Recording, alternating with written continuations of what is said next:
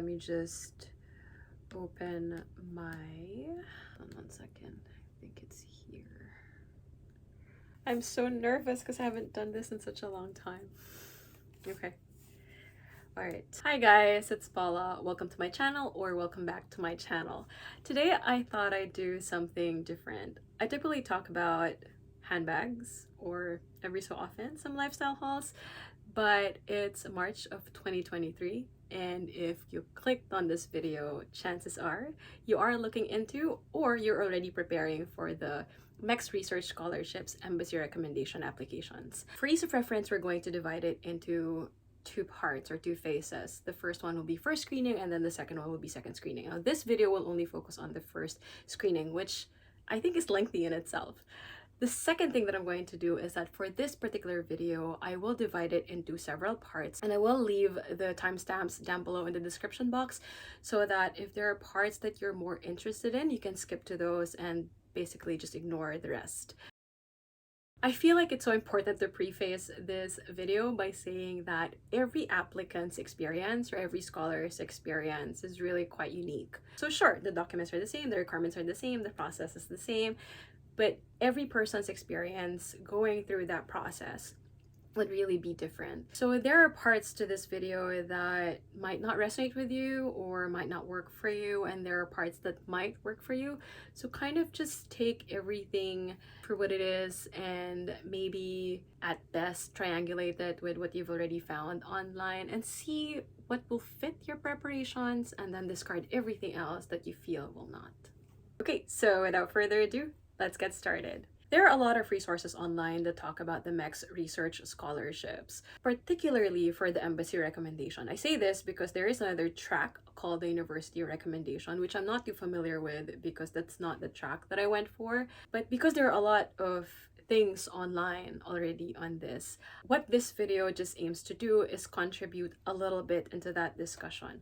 Coming into this video, you already have an idea of what you're supposed to do, what you're supposed to prepare, what kind of expectations you're supposed to have going into the process, and eventually what you're supposed to do if and when you receive the scholarship. I hope that through my story, you will still be able to find some bits of information that might actually work for you or that might help you in your preparations.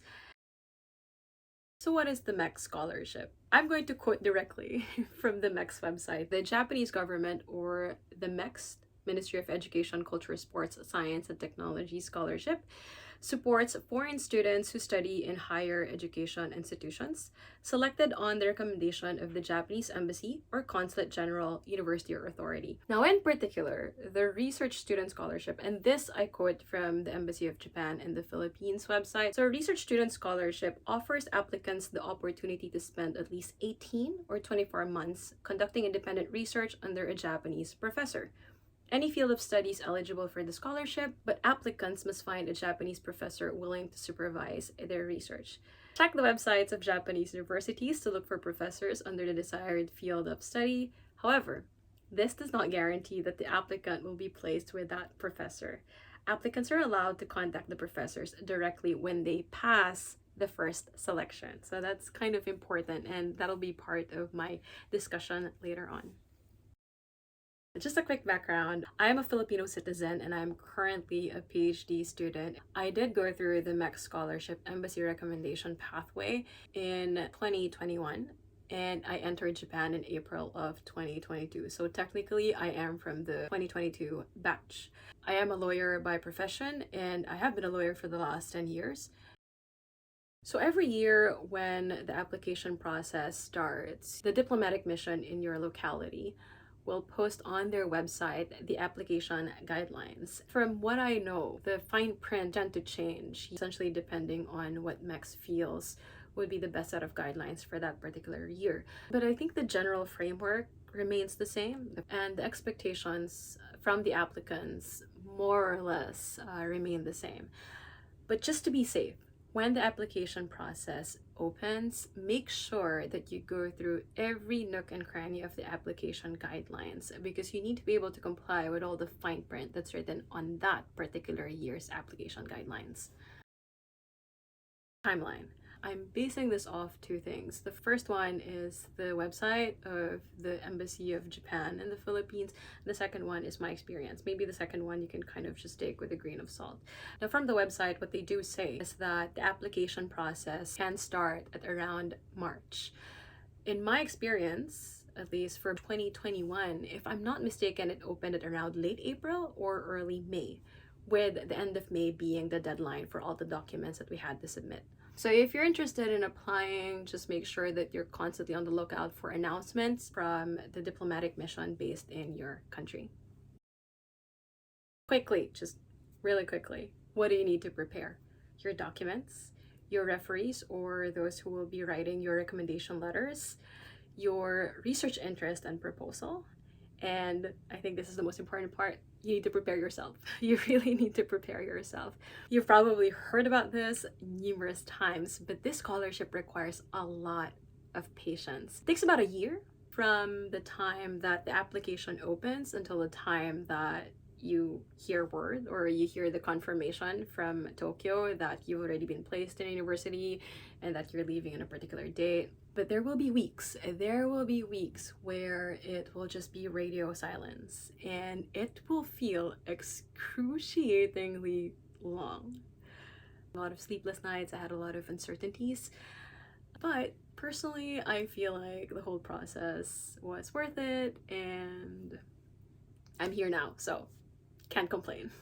As part of your preparations as well, just make sure that you are complying with the age requirement, because for every kind of scholarship, there is a particular age requirement or age limit. For the research one, I just made it in the nick of time. To be perfectly honest with you, full disclosure, I was 33 when I applied, and that was the last year that I could apply. If I had not made it that year, I wouldn't qualify anymore.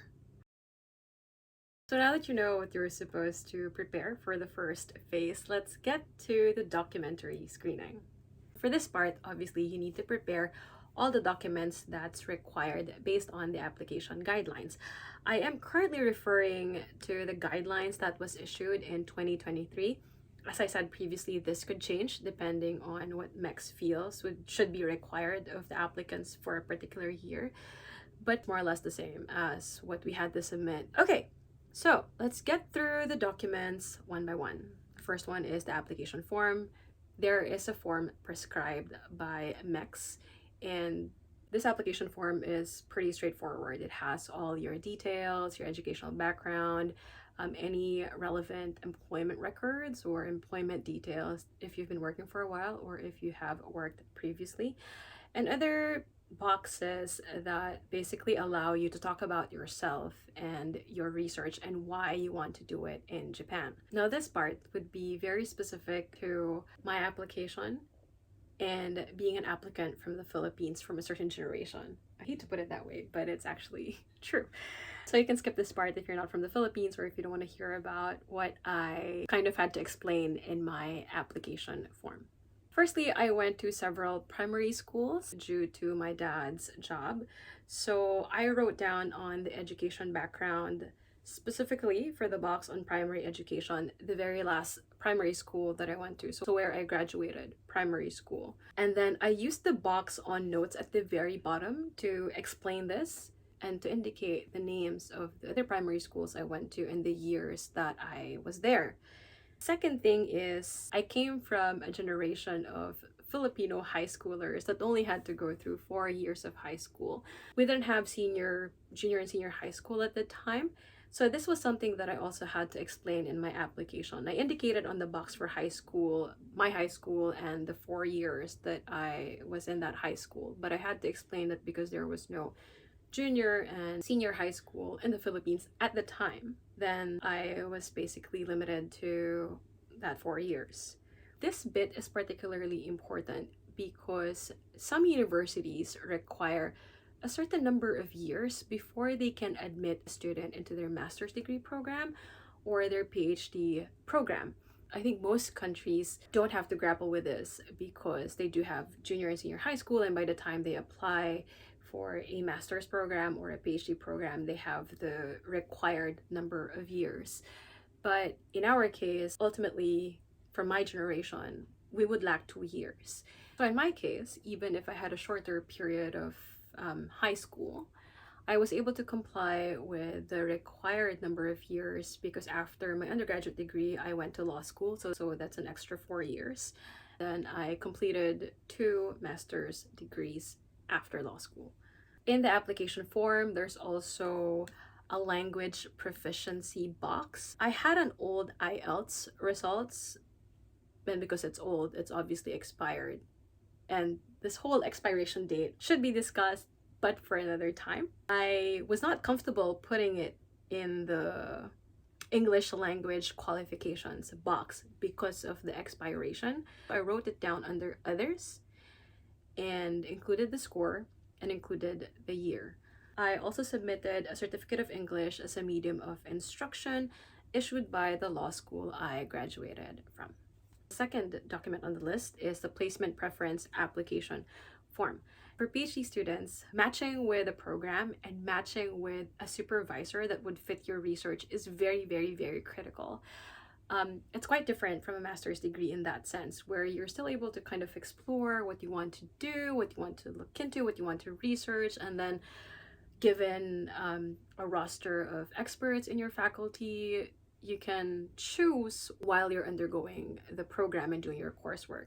But for PhD, because it takes a lot of commitment to do it, to complete it, you need to ensure that you find a graduate school and a supervisor that would really be able to guide you through the research process. Now, the jury is still out on this one because I know there are some videos and some blog entries that say otherwise.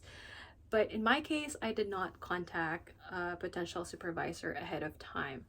Quick background, I've always thought I was going to go back to Australia for my PhD, so I did have a potential supervisor in Australia who was also my master's mentor. I did have a good idea of which programs and which experts would likely be able to, provide the right guidance for my research, but I did not contact them ahead of time.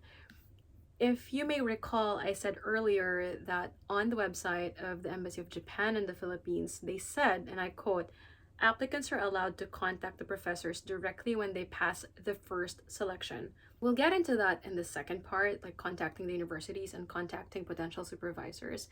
But to me, that signaled an unwritten instruction that you shouldn't contact a supervisor, potential supervisor, prior to getting the go signal from your local mission. That's what I did. I didn't contact anyone. But I do know some scholars who, prior to applying or even during the process of the application, they were already in contact with potential supervisors. So as I said, the jury is still out on that issue. In my case, I did not contact potential supervisor prior to being informed by the embassy that I made it through the first screening.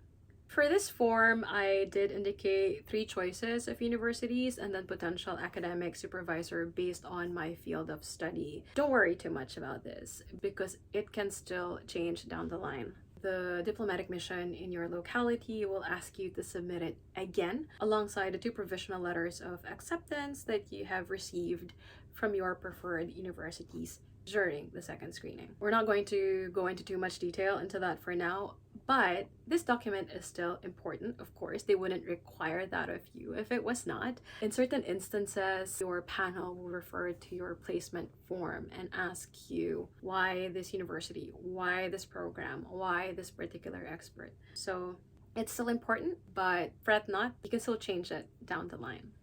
The third form is the field of study and research plan, which is basically the most important document out of all the documents that will be required of you. I genuinely feel that this document is the make or break document. I say this because MEXT scholarships, the research scholarships, they're very competitive. There are limited slots in your country. There are limited slots around the world. You're competing with the best and the brightest. So this document is what will set you apart. It's where you present your unique selling proposition, as it were. Like, why this research? Why this particular topic? How is it relevant? How is it relevant now? And how is it going to be relevant down the line? What do you intend to do with that research? Why Japan?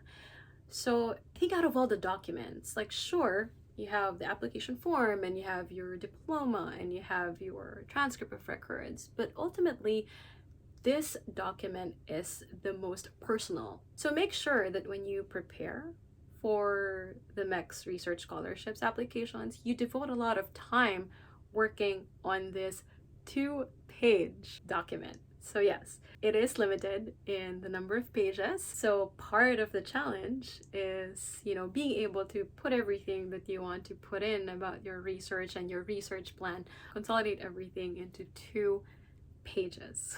Now, the content of your field of study and research plan would obviously depend on what you want to do, what your background is, what your research objectives are, what your methodology would be. So as I said, make sure that you've devoted a lot of time into this document.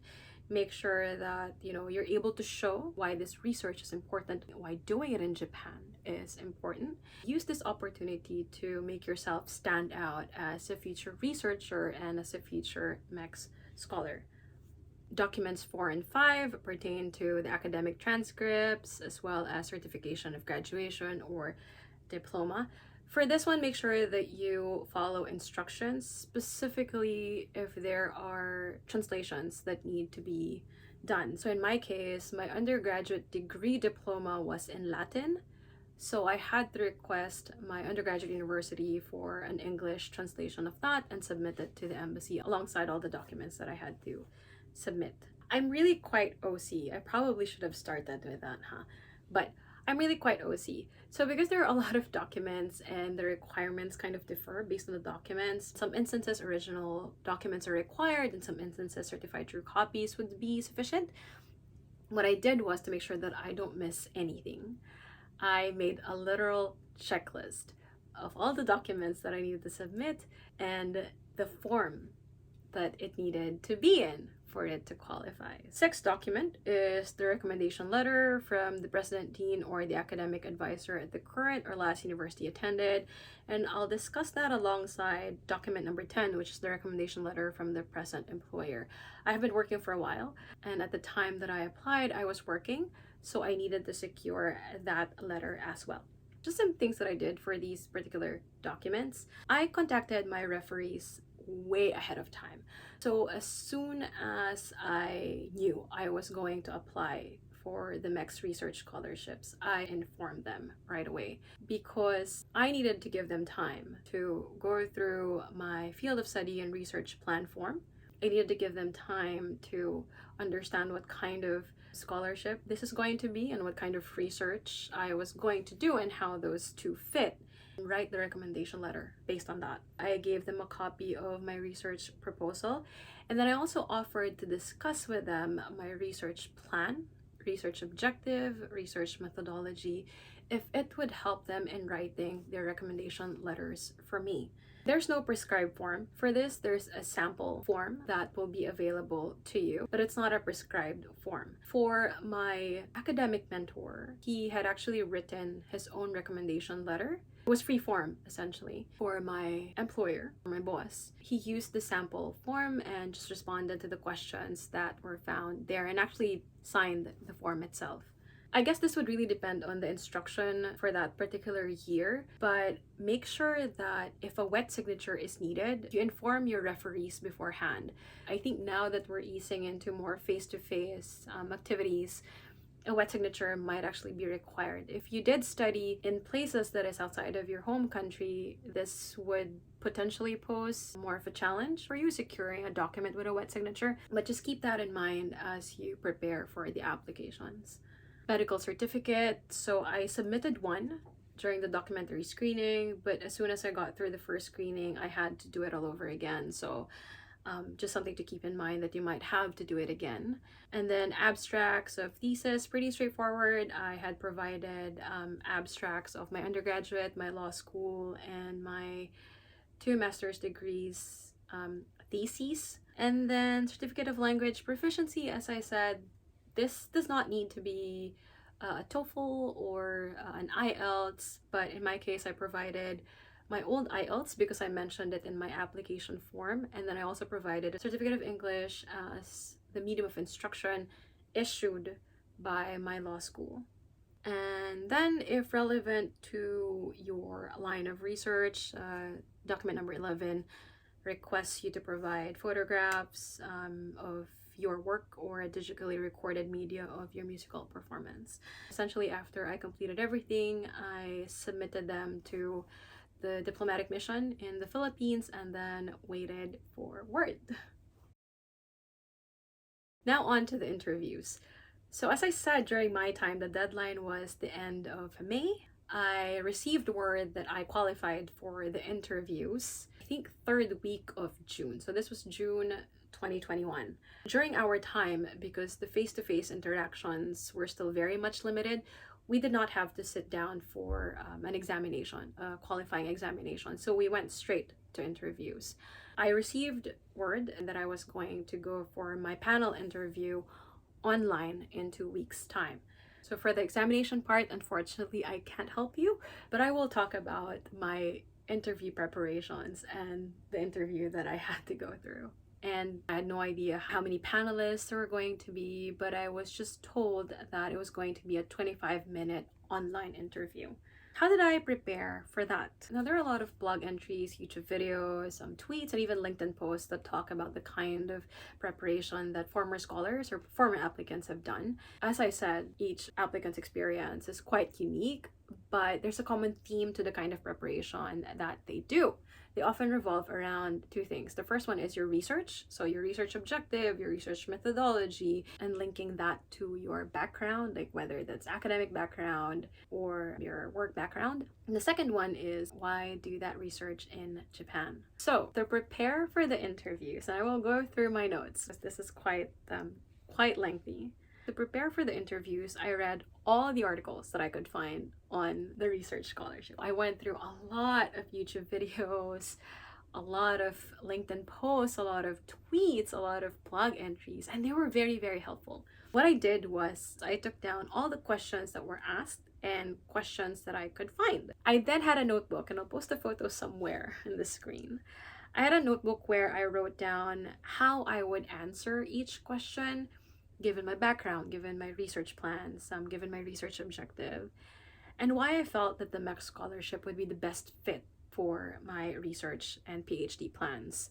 Now, I've said this before, and I think you will hear this over and over and over again. Because the scholarship is so competitive, you cannot give canned answers, which makes sense, right? I mean, now is the time to show why you, as a scholar, and your research are fit for the objective of the MEXT research scholarships. So while you can prepare potential answers to potential questions, ultimately it's your honest to goodness research plans, your research objectives, and who you are as a scholar and as a future ambassador of your country to Japan and vice versa. All of those things taken together will set you apart from other applicants. So if you know what you want to do, why you want to do it, what's required of you to accomplish that research, what you intend to do with that research once you complete it, and how that fits into your academic and professional journey is half the battle.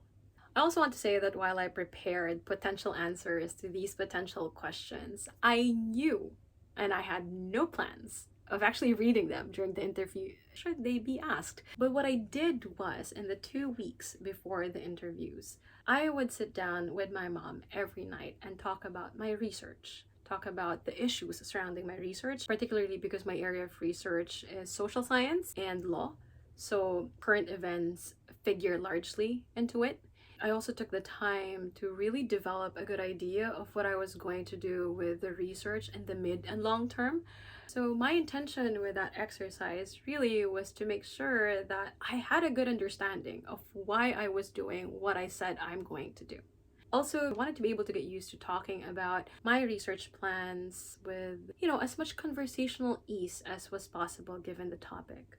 Now, on to the interviews. This is a bit hazy for me, just because it went by really quickly. It was supposed to be a 25-minute interview. I think mine went a little over, but it was really fast-paced. I was thinking on my feet. As expected, there were a lot of questions revolving around my research, why Japan, but there were questions, a few questions that I was not expecting at all. Now, those questions were not necessarily part of my research, but looking back were really quite relevant to my research topic. I was expecting these unexpected questions, but fret not. These questions were really more substantive in the area of law that I do practice. Another thing that you might be curious about is whether I was asked to speak Nihongo. I was not, but I did have a minor degree in Japanese studies. I underwent language classes, but my language proficiency at that time was practically non-existent. I did try though, so I did speak a little. I think I did speak a little, but I communicated to them that I was learning and that I was going to continue learning if and when I receive the scholarship. After the interviews, I just waited for word. 2 weeks after the interview, I received an email saying that I had successfully hurdled the first screening and that my local mission will be recommending me to MEXT as a MEXT research scholar for 2022, provided that I complete the necessary documents for the next stage, which is what we'll call the second screening. That will be the topic of a separate video because as it is, this one is already lengthy. So if you're interested in that, please stay tuned. So that's it for the first screening. If you have any questions, please comment it down below and I'll try my best to answer them. I hope you found this video helpful. Please give it a thumbs up if you did. And if you haven't subscribed yet, please do consider subscribing to my channel. Thank you for watching and until next time. Bye.